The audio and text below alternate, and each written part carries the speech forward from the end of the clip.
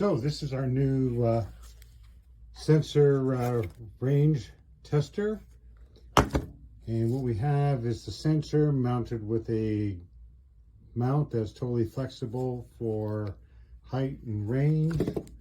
We turn the unit on right at the side here, and we have a sonar at the bottom. Obviously now the sensor is detecting us. You can see by the indication there. And we can place it on a truck or anywhere, or anything metal, such as that with the magnet. And that way we can check where you want to place it. And before installation, totally check out if it's going to pick up maybe the edge of something or not that's already fastened to the truck. Very effective.